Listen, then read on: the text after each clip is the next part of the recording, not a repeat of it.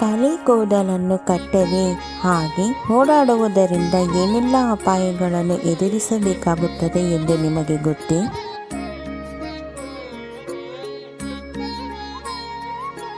ಈಗಿನ ದಿನಗಳಲ್ಲಿ ಜಡೆಯನ್ನು ಎಳೆದ ಹಾಗೂ ಕೂದಲನ್ನು ಕಟ್ಟಿರುವ ಮಹಿಳೆಯರು ನೋಡಲು ಸಿಗುವುದು ಬಹಳ ವಿರಳ. ಈಗ ಏನಿದ್ದರೂ ಹೇರ್ ಕಟಿಂಗ್ ಮಾಡಿಸಿಕೊಂಡು ಕೂದಲನ್ನು ಹಾರಿಸಿಕೊಂಡು ತಿರುಗುವವರು ಹೆಚ್ಚು.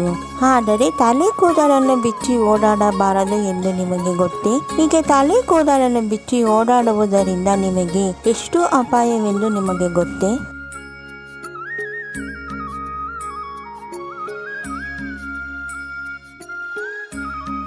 ಕೂದಲನ್ನು ಹಾಗೆ ಬಿಡುವುದು ಉತ್ತಮ ಕೇಶವಿನ್ಯಾಸವೆಂದು ಪರಿಗಣಿಸಲಾಗುತ್ತದೆ.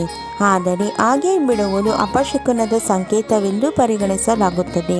ಕೂದಲನ್ನು ಬಿಚ್ಚಿಡುವುದು ಶಾಸ್ತ್ರಗಳಲ್ಲಿ ನಿಷೇಧಿಸಲಾಗಿದೆ. ಹೀಗೆ ಕೂದಲನ್ನು ತೆರೆದಿಡುವುದರಿಂದ ಜೀವನದಲ್ಲಿ ವಿನಾಶವನ್ನು ಎದುರಿಸಬೇಕಾಗುತ್ತದೆ ಎಂಬ ನಂಬಿಕೆಯೂ ಸಹ ಇದೆ. ಕೂದಲನ್ನು ಬಿಡುವುದರಿಂದ ಯಾವ ಸಮಸ್ಯೆಗಳನ್ನು ಎದುರಿಸಬೇಕಾಗುತ್ತದೆ ಎಂದು ನಿಮಗೆ ಗೊತ್ತೇ?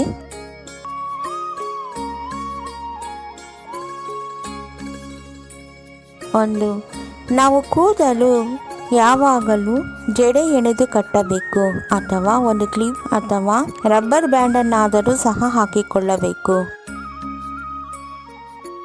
2, ನಂಬಿಕೆಗಳ ಪ್ರಕಾರ ಕೂದಲನ್ನು ಎಂದು ಬಿಚ್ಚಿಡಬಾರದು. ಹೀಗೆ ತೆರೆದ ಕೂದಲು ನಕಾರಾತ್ಮಕ ಶಕ್ತಿಗಳನ್ನು ಬಹಳ ಬೇಗನೆ ಆಕರ್ಷಿಸುತ್ತದೆ. ನೀವೇನಾದರೂ ಹೊರಗಡೆ ಹೋದರೆ ಆ ಹೆಣ್ಣು ನಕಾರಾತ್ಮಕ ಶಕ್ತಿ ಹಾಗೂ ತಂತ್ರಕ್ಕೆ ಬಲಿಯಾಗಬಹುದಾಗಿದೆ.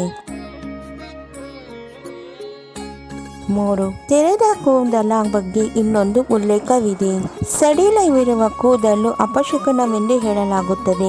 ದಂತಕಥೆಯ ಪ್ರಕಾರ ತಾಯಿ ಕೈಕೇಯಿಯು ಕೋಪದಲ್ಲಿ ಶೋಕಭವನಕ್ಕೆ ಹೋದಾಗ ಆಕೆಯು ತನ್ನ ಕೂದಲನ್ನು ತೆರೆದಿದ್ದಳು ಹಾಗೂ ಕೂದಲನ್ನು ಚದುರಿಸಿಕೊಂಡಿದ್ದಳು. ನಂತರ ಆಕೆ ದುಃಖಕ್ಕೆ ಒಳಗಾದಳು.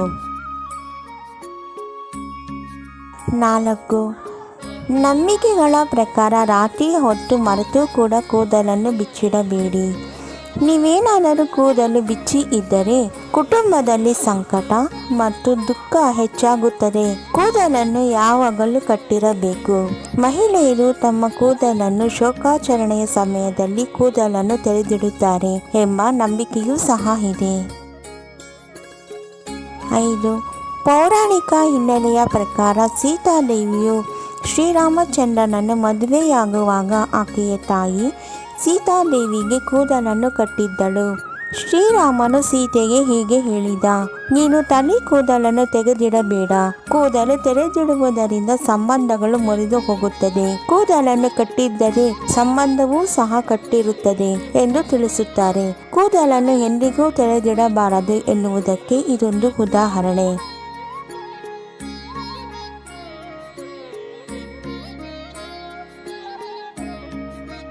ನಮ್ಮ ವಿಡಿಯೋ ನೋಡಿದ್ದಕ್ಕಾಗಿ ತುಂಬ ಧನ್ಯವಾದಗಳು ಸ್ನೇಹಿತರೆ. ನೀವಿನ್ನೂ ನಮ್ಮ ಚಾನೆಲನ್ನು ಸಬ್ಸ್ಕ್ರೈಬ್ ಮಾಡಿಲ್ಲವಾದರೆ ದಯವಿಟ್ಟು ಈಗಲೇ ನಮ್ಮ MS ಯೂಸ್ಫುಲ್ ಮಾಹಿತಿ ಚಾನೆಲನ್ನು ಸಬ್ಸ್ಕ್ರೈಬ್ ಮಾಡಿ, ಬೆಲ್ ಐಕಾನ್ ಮೇಲೆ ಕ್ಲಿಕ್ ಮಾಡಿ, ನಿಮ್ಮ ಸ್ನೇಹಿತರಿಗೆ ಶೇರ್ ಮಾಡಿ. ಎಲ್ಲರಿಗೂ ಈ ಮಾಹಿತಿ ತಲುಪಲಿ. ಮುಂದಿನ ವಿಡಿಯೋದಲ್ಲಿ ಸಿಗೋಣ.